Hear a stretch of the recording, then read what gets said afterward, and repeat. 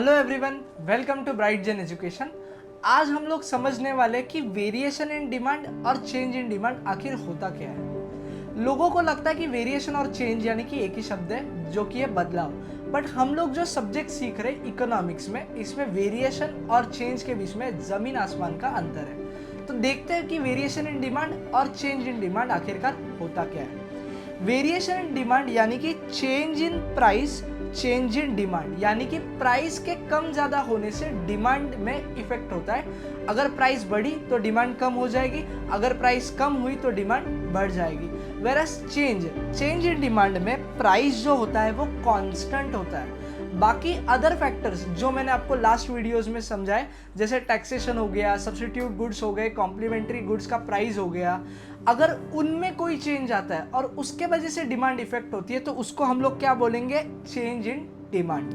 Variation in demand is change in prices changes demand for a product, whereas change in demand, change in other factors leads to change in demand, और इसमें price होता है वो constant होता है, और variation in demand में जो अदर फैक्टर्स होते हैं वो कांस्टेंट होते हैं। तो वेरिएशन इन डिमांड के दो टाइप्स होते हैं, एक होता है एक्सपांशन, दूसरा होता है कॉन्ट्रैक्शन। तो देखते हैं ये होता क्या है। जब प्राइस कम होने के वजह से डिमांड बढ़ जाती है तो उसको हम लोग क्या बोलते हैं? एक्सपांशन।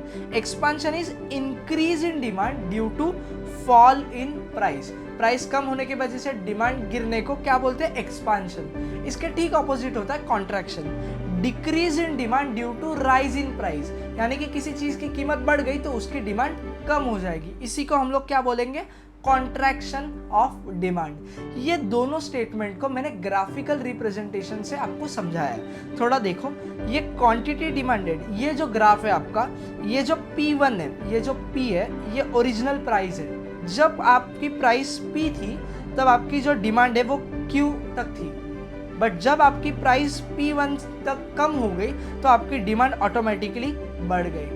इसका मतलब डिमांड आपकी बढ़ गई, तो डिमांड कर्व आपका डाउनवर्ड जा रहा है। एक्सपांशन ऑफ डिमांड में आपका जो डिमांड कर्व है वो डाउनवर्ड स्लोपिंग होता है या डाउनवर्ड मूवमेंट होता है। वेरएस कॉन्ट्रैक्शन ऑफ डिमांड में ठीक उसका उलट होता है, जो अपवर्ड स्लोपिंग होता है, क्योंकि कॉन्ट्रैक्शन ऑफ डिमांड में डिमांड कम होती है due to rise in price.